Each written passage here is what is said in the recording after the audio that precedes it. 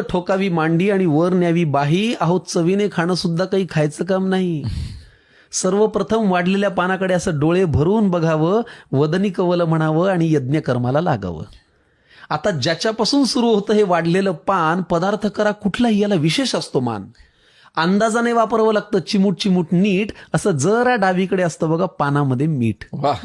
तिथून पुढे सरकलात की टप्पा चमचमीतपणाचा, जिथे असतं लोणचं, चटणी, मिरचीचा ठेचा. कितीही पथ्य असलं तरी हे खावंसं वाटतंच आणि भल्या भल्या खडकांच्या तोंडाला इथे पाणी सुटतंच.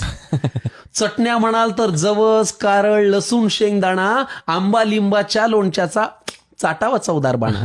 हा ठेचा आयुष्यात जेवढ्या खाल अनुभवाची साठवण होते, पण ताटातला पोटात जास्त गेला की सकाळी मात्र आठवण होते. क्या बात आहे. आता जिच्यासाठी चाले सगळा प्रपंच, धंदा, नोकरी, पानाच्या अगदी मधोमध ती पोळी आणि भाकरी. गोल गोल गरम गरम अशी आईनेच पानात वाढावी, पापुद्रा काढून आतली खमंग वाफ आपण काढावी. मग मनसोक्त जेवणाऱ्यांना मुळी नसतं डाएटचं कारण इथून पुढे येतं पानात ते चिंच गुळाचं वरण.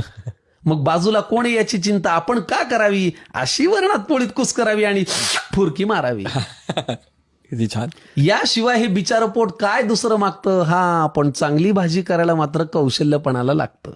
चिरलेली, निवडलेली, वाफवलेली किंवा भरलेली.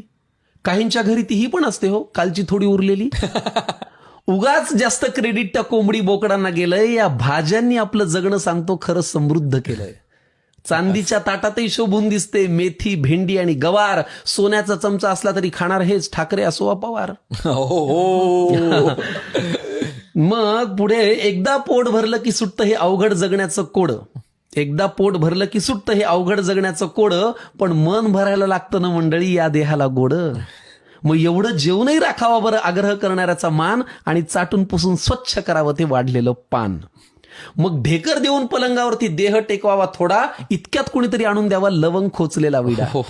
हेच ते वैभव आहे ज्यासाठी सगळे कष्ट करतो, पण समोर आल्यावर मात्र न जेवता फक्त पोट भरतो.